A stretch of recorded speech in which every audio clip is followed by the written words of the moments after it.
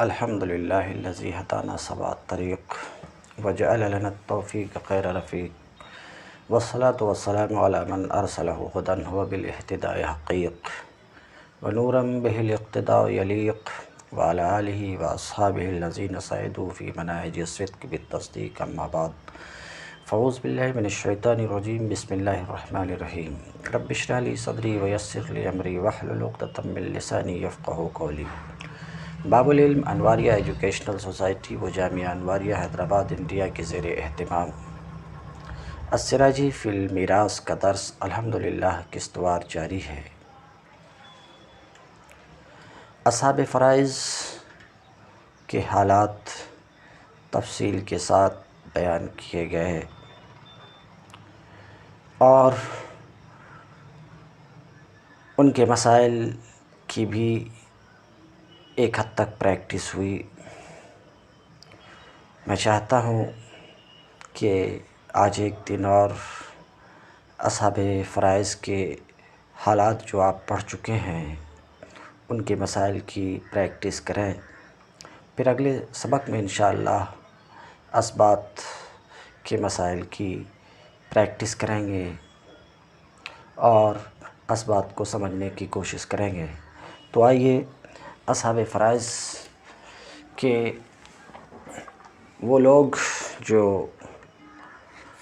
जिनके हालात हम पढ़ चुके हैं, हालात तो सबके पढ़ चुके हैं, जिनके मसाइल बोर्ड पर नहीं बना सके थे, प्रैक्टिस नहीं कर सके थे, आइए थोड़ी प्रैक्टिस करते हैं।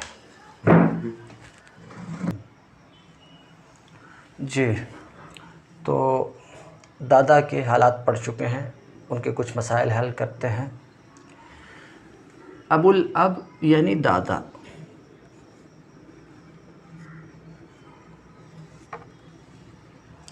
दादा के चार हालात।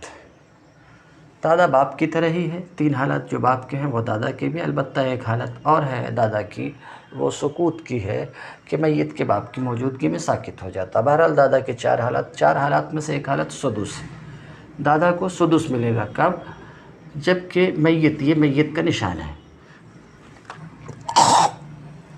जबकि दादा को सुदुस मिलेगा जबकि मैयत का कोई बेटा हो, बेटी हो, पोता हो, पोती हो। तो जो हाल बेटा बेटी का वही हाल पोता पोती का है। तो अब यहाँ मैयत का अबुल अब है, मैयत का दादा और मैयत का बेटा। तो दादा को क्या मिलेगा? सुदुस। तो इस मसले में सिर्फ एक हिस्सा सुदुस आया है और ये बेटा असबा है। तो जब एक हिस्सा आए तो वो मसले का मखरज क्या होता है? उसी हिस्से का हम नामदद यानी 6 होगा। यहाँ पर छठे हिस्से का हम नामदद 6 का सुदुस 1 होता है, 1 इसको दे दिया, जो बचा वो असबा बेटा को मिल जाएगा। ये तो दादा को सुदुस मिला कब?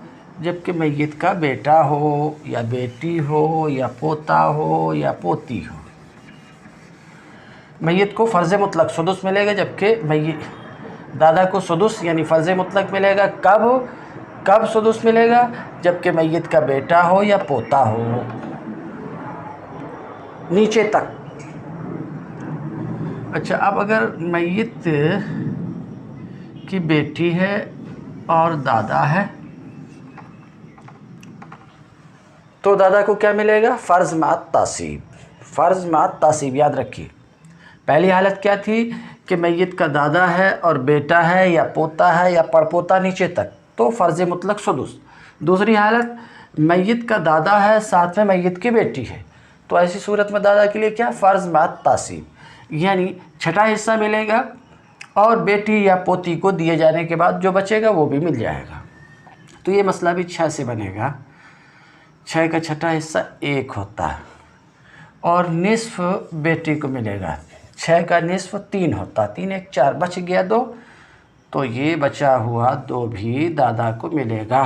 क्यों? क्योंकि दूसरी हालत दादा की है फ़र्ज़ की और तासीब की। तो फ़र्ज़ के तौर पे दादा ने 1 पाया, छठा हिस्सा पाया, और 2 जो बच गया वो तासीब के तौर पे फ़र्ज़ मात तासीब। अब ये मसला तो आप बना चुके। अब अगर बेटी की जगह पोती हो तो बिल्कुल यही हालत रहेगी।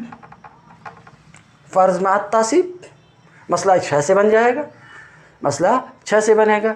छठा हिस्सा ये फ़र्ज़ के तौर पर पाया और पोती को आधा मिल गया, 2 बच गया, बचा हुआ भी तासीब के तौर पे इसको मिलेगा।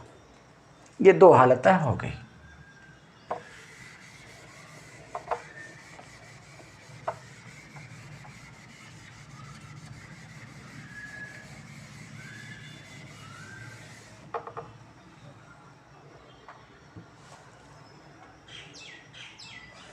अब औलाद नहीं है, मय्यत की कोई औलाद नहीं, सिर्फ दादा ही है, सिर्फ दादा ही है। तो दादा क्या होगा? असबे महज होगा। मसलन दादा है और माँ है, तो मय्यत का दादा है और मय्यत की माँ है। तो 2 हालत तो दादा की आप देख चुके हैं, तीसरी हालत में हम हैं। तीसरी हालत में क्या है? तीसरी हालत दादा की असबे महज होने की। वो कब? जबकि मय्यत की औलाद ना हो, औलाद इब्न ना हो, नीचे तक बेटा बेटी पोता पोती ना हो। तो ऐसी सूरत में दादा के लिए क्या है? असबे महज, दादा असबे महज होगा। तो माँ है और दादा है, माँ के लिए क्या है? माँ के हालात आप पढ़ चुके हैं, सुलुसे कुल है यहाँ पर। तो ये मसला 3 से बनेगा, 3 से बनेगा। 3 का सुलुस 1 होता है, 1 हमने माँ को दे दिया और ये असबे महज के तौर पे 2 लेगा। मतलब मय्यत की जायदाद 3 हिस्से में हुई, 3 हिस्से में से 1 हिस्सा माँ को और 2 हिस्सा असबे महज के तौर पे दादा को। ये 3 हालात हो गए।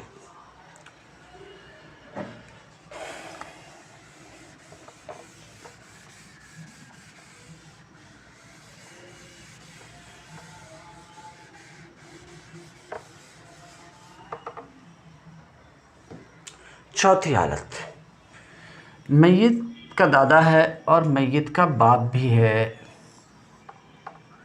और मय्यत की माँ भी है। तो चौथी हालत सुकूत की है। क्या मतलब? मय्यत का दादा मय्यत के बाप की मौजूदगी में साकित हो जाएगा। क्यों? क्योंकि इसका ताल्लुक़ जो मय्यत से है इसके बाप के वास्ते से है। वास्ता की मौजूदगी में जुलवास्ता साकित हो जाता है, तो इसको तो पहली फुर्सत में साकित कर दिया है। उसके बाद मसला सोल्व करने की तरफ बढ़ेंगे।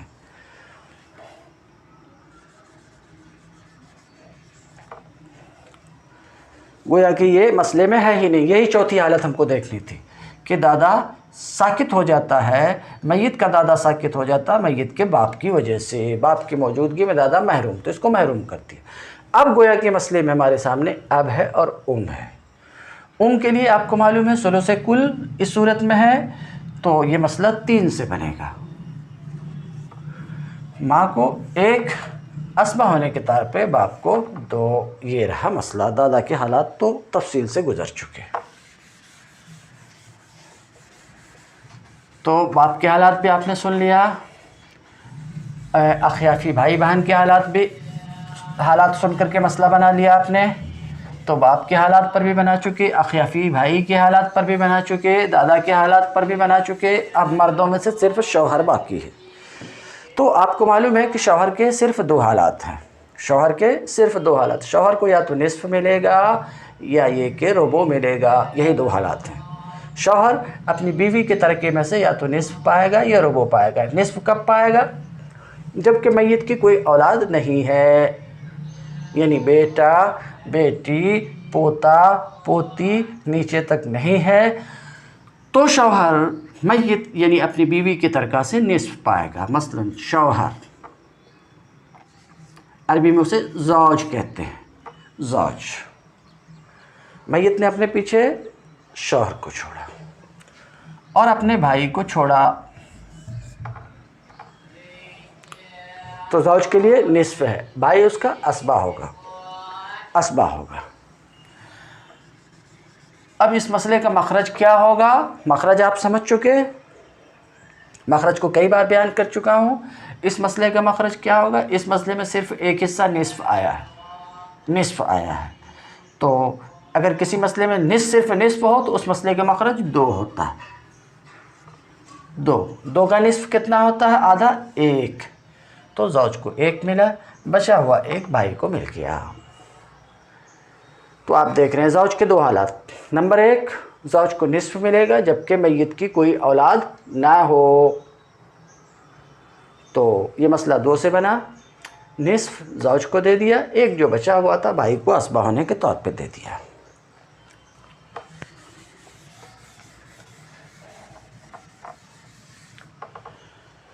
अगर मैयत ने अपने पीछे शौहर को छोड़ा और अपने बेटा को छोड़ा,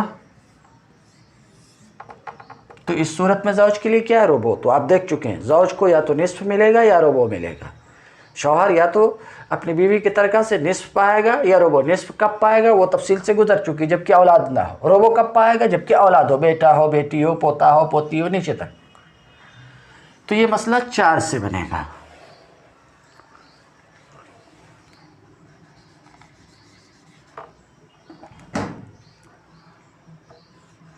ये मसला 4 से बनेगा। 4 का चौथा हिस्सा कितना होता है? 1 शौहर को मिलेगा, यानी रुबो। 4 का चौथा हिस्सा 1 होता है। तो ये मैयत की जायदाद 4 हिस्से में हुई। 4 हिस्से का चौथा हिस्सा 1 इसको मिला, और बचा हुआ 3 जो है वो असबा यानी मैयत के बेटा को मिलेगा। 1 हो कि जितने भी हों वो सब इसी में शरीक होंगे।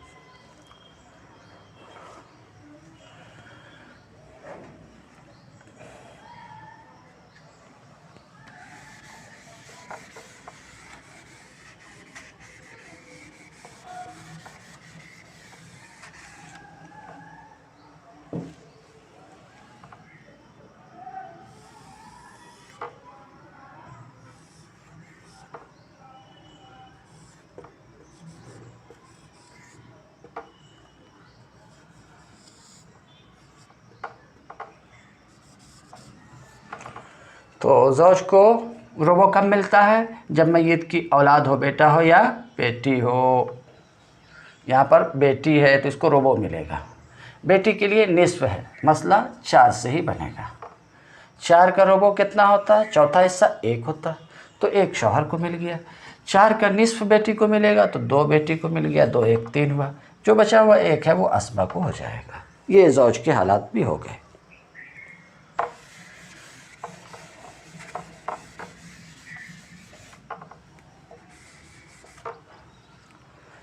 अब हम ज़ौजा में आते हैं।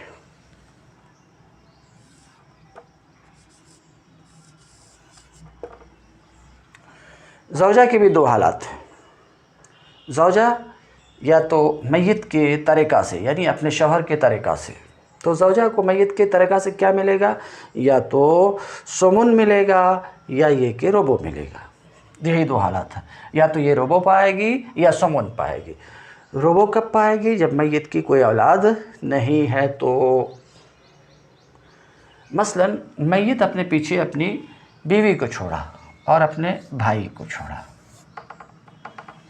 तो इस सूरत में मैयत की कोई औलाद नहीं, तो इसको कितना मिलेगा? रुबो मिलेगा। ज़ौजा चाहे 1 हो, चाहे 1 से बढ़ कर के हों, 2 हों, 3 हों, 4 तक हों, तो ज़ौजा को कितना मिल सकेगा? या तो रुबो मिलेगा या सुमुन मिलेगा। औलाद नहीं है, अगर रुबो जो भी मिला है 1 है, 1 से बढ़ कर के है, वो उसी मिले हुए में शरीक होंगे। बहरहाल पहली हालत क्या है? रुबो की। रुबो कब मिलता है? चौथा हिस्सा कब मिलेगा ज़ौजा को? जबकि मैयत की कोई औलाद नहीं। जैसे कि इस मसले में मैयत की कोई औलाद नहीं, बीवी है, भाई है, तो ये मसला 4 से बनेगा। 4 का रुबो 1 होता है, इसको दे दिया। जो बचा है वो असबा होने के तौर पे भाई ले लेगा।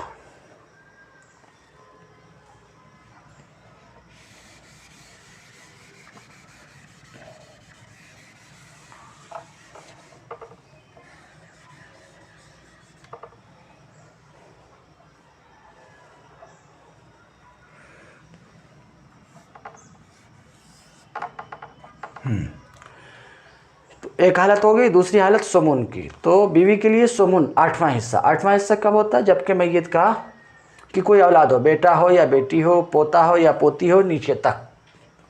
तो ये मसला 8 से बनेगा। 8 का 8वां हिस्सा 1 होता है, यानी जायदाद के 8 हिस्से किए जाएंगे। 8 हिस्से में से 1 हिस्सा बीवी को मिलेगा, बाकी जो 7 बचा है वो बेटे को।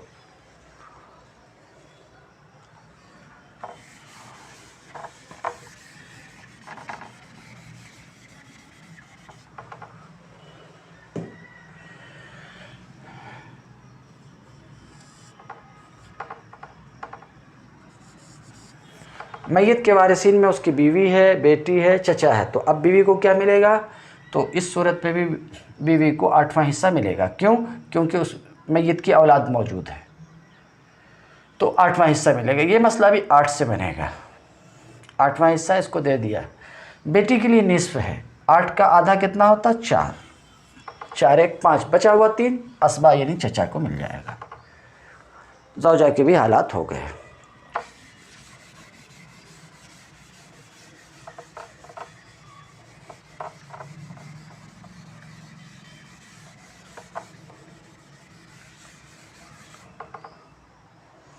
अब रह गया बाकी बिन्त के हालात। बिन्त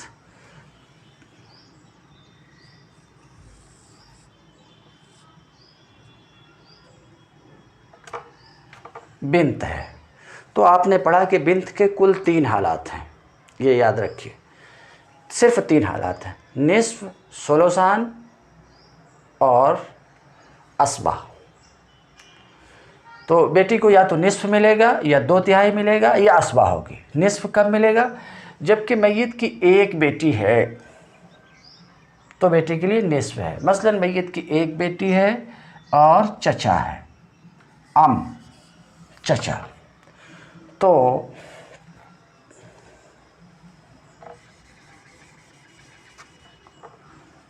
इस मसले में सिर्फ एक हिस्सा आया निस्फ। किसी मसले में सिर्फ निस्फ आया तो मसले का मखरज 2 होता है।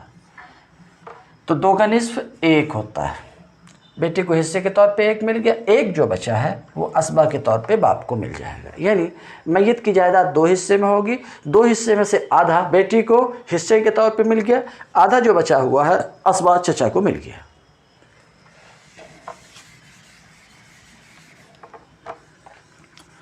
तो देखा आपने कि इस मसले में एक बेटी थी, उसको निस्फ मिला। एक बेटी की जगह अगर 2 बेटी है,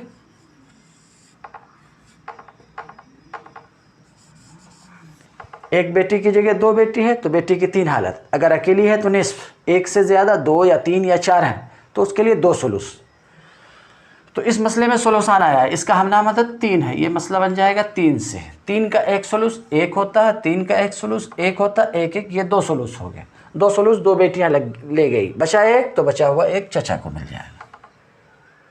तो ये दूसरी हालत थी कि बेटियों को क्या मिलता है? 2 सुलुस। कब?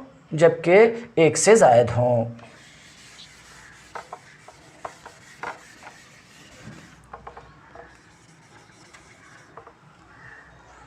तीसरी हालत असबा होने की है बेटी की।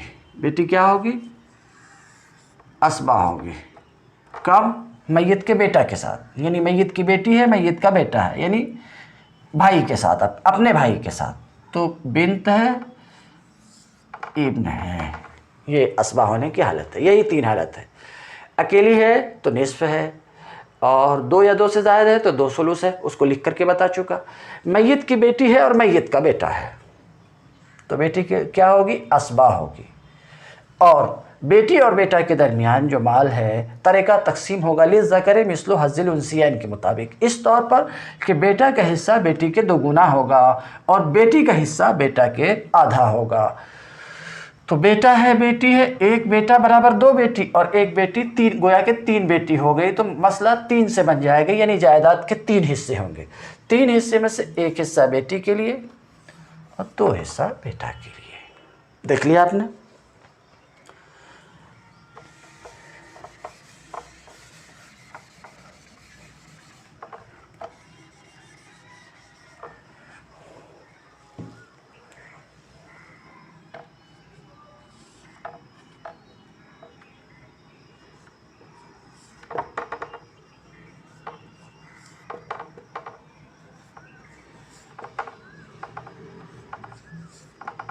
अब अगर ऐसा हो कि एक मैयत की एक बेटी है, 4 बेटा है, तो बेटी बेटा के साथ असबा होगी। 4 बेटा बराबर 8 बेटी और 1 9, तो ये मसला 9 से बना लो, यानी जायदाद को 9 हिस्से में करके बांटो। 1 बेटी को होगा, 2 बेटा को होगा। देखिए बेटा का हिस्सा बेटी की जस्ट डबल है। इसी पर अंदाज़ा करके बाकी को आप क्यास कर सकते हैं। ये 3 हालात थे बेटी के।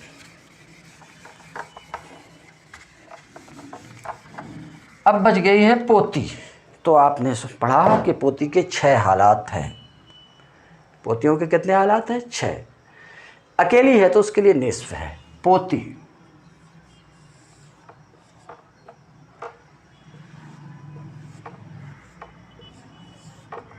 बिन्तु लेबना आम, मैयत की एक पोती है और चचा है। अकेली पोती हो तो उसके लिए निस्फ है, अकेली पोती के लिए निस्फ है। चचा तो असबा होता, चचा असबा होता। तो ये मसला 2 से बनेगा, क्योंकि इसमें सिर्फ एक हिस्सा निस्फ आया, और जब निस्फ रहे तो उस मसले का मखरज 2 होता है। तो 2 का निस्फ, 1 निस्फ पोती को मिल गया और बचा हुआ 1 असबा को। तो पोती की क्या हालत है? अकेली हो तो उसको निस्फ मिलता है। देखा आपने।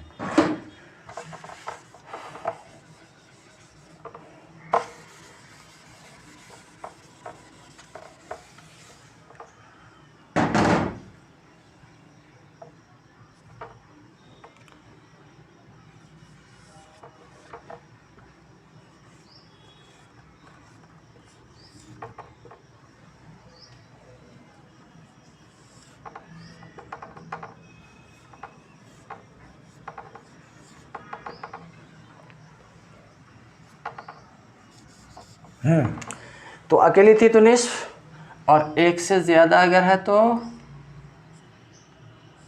1 से ज़्यादा है तो आप पढ़ चुके हैं कि 6 हालात में से पहली हालत ये कि अगर अकेली है तो उसके लिए निस्फ है, और 2 या 2 से ज़ायद हों, 2 या 2 से ज़ायद हो तो उनके लिए 2 सुलुस। तो ये मसला 3 से बनेगा। 3 का 1 सुलुस 1 होता है, 1 सुलुस 1 होता है। पोतियाँ 2 सुलुस ले गई, बचा हुआ 1 इसको मिल गया। ये दूसरी हालत थी।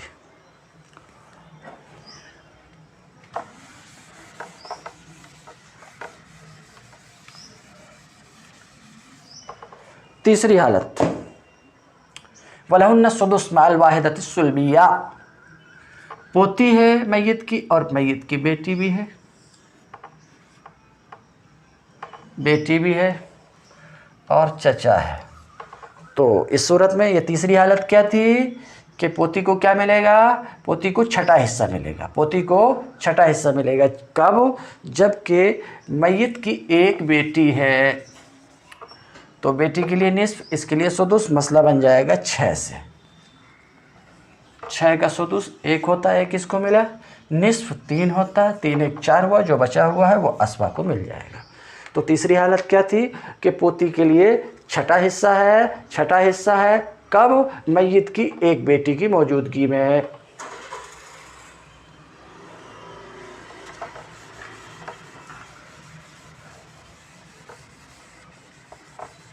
तीन हालात पर प्रैक्टिस कर चुके हैं हम। चौथी हालत में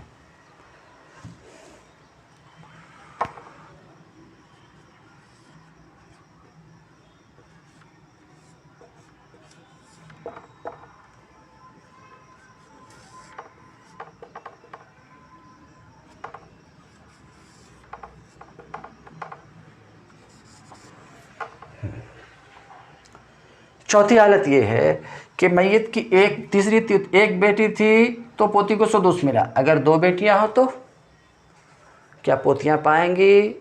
तो चौथी हालत ये कि 2 बेटियों की मौजूदगी में पोती या पोतियां महरूम हो जाएंगी, क्योंकि बेटी होने की हैसियत से ही ये पाती, और बेटी होने की हैसियत से बेटियों के लिए 2 सुलुस तक ही हिस्से हैं, और दोनों सुलुस को ये बेटियां ले लेंगी तो पोतियां को कुछ नहीं मिलेगी। बहरहाल वो तो मैं बता चुका हूँ, अभी सिर्फ प्रैक्टिस करना है। 2 बेटियों की मौजूदगी में पोती महरूम हो जाती। तो ये चौथी हालत महरूम होने की है। सबसे पहले इसको हम निकाल दिया। गोया कि अब हमारे पास मसले में क्या बचा है? 2 बेटियां बची है और चचा। तो 2 बेटियों के लिए क्या अभी बता चुके, 2 सुलुस है, तो मसला 3 से बन जाएगा। बचा हुआ 1 ये असबा को चला जाएगा। तो चौथी हालत पोती की क्या थी? महरूम होने की। कब? मैयत की 2 बेटी की मौजूदगी में। ये चौथी। 5वीं हालत, अभी आपने देखा कि 2 बेटी की मौजूदगी में पोती महरूम हो जा रही। क्या कोई सूरत है कि 2 बेटियों के रहते हुए भी पोती को मिल जाए? हाँ, एक सूरत है। क्या सूरत है? 2 बेटियां हैं, पोती है, पोती के बराबर दर्जे में कोई पोता है। तो वो पोता पोती को असबा बना देगा और बचा हुआ इनके दरमियान लिज़्ज़करि मिस्लु हज़्ज़िल उन्सियैन के मुताबिक बटेगा।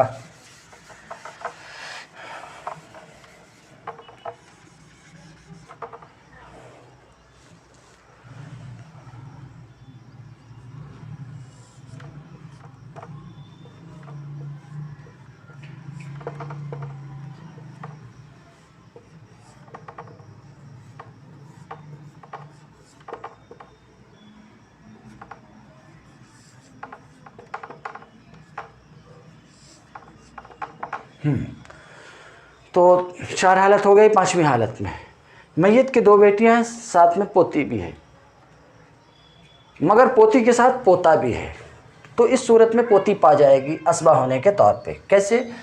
देखिए ये मसला 3 से बना है। 3 का 2 सुलूस बेटियों को चला गया, 2 बच गया, 1 बचा हुआ। 1 जो है इन दोनों को मुश्तरका मिलेगा। जहाँ पे मुश्तरक हो ऐसा निशान हम दे देंगे। क्या मतलब? ये पोता पोती को असबा बना देगा, मुश्तरका इन दोनों को 1 मिल गया, यानी पोती और पोता को 1। यानी जायदाद के आपने 3 हिस्से किए थे, तो 2 सुलूस बेटियां ले गई और 1 सुलूस पोती और पोता मिल के। बोले अब इनके दरमियान कैसे बटेगा? तो लिज़्ज़करि मिस्लु हज़्ज़िल उन्सियैन, 1 पोता बराबर 2 पोती और 1 पोती यहाँ पर है तो 3 पोती। आप इसको 3 में ज़रब दे दीजिए तो तस्हीह हो जाएगी 9 से। अब ये जो हिस्सा पाया इस हिस्से को मज़रूब में ज़रब दीजिए। 1 को 3 में ज़रब दिया तो 3, 1 को 3 में ज़रब दिया तो 3, 1 को 3 में ज़रब दिया तो 3। क्या मतलब है कि 2 सुलूस इधर आ गए, 9 का 2 सुलूस 6 होता, 1 सुलूस इधर आ गए 3, 6 3 9। कैसा बढ़ जाएगा? बटना भी कोई मुश्किल नहीं है। इसका डबल इसका सिंगल, तो इसको 2 मिल जाएगा, इसको 1 मिलेगा, इसको 3 मिलेगा, इसको 3 मिलेगा, 3 3 6 2 8 1 9 बराबर बट गया।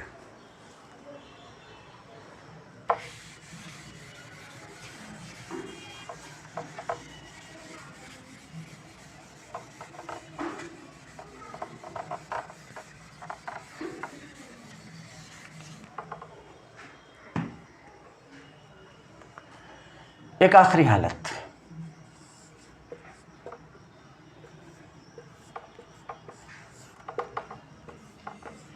ये सुकूत की है। पोती के लिए 6 ही हालात है। पोती ये बेटे की वजह से साकित हो जाती। क्या मतलब? मैयत का बेटा है और पोती है तो पोती साकित हो जाएगी। बेटा है, पोती है, तो मैयत के बेटा की मौजूदगी में पोती के लिए कुछ भी नहीं है, महरूम हो जाएगी। ये 6ठी हालत है। तो इसको हमने महरूम कर दिया।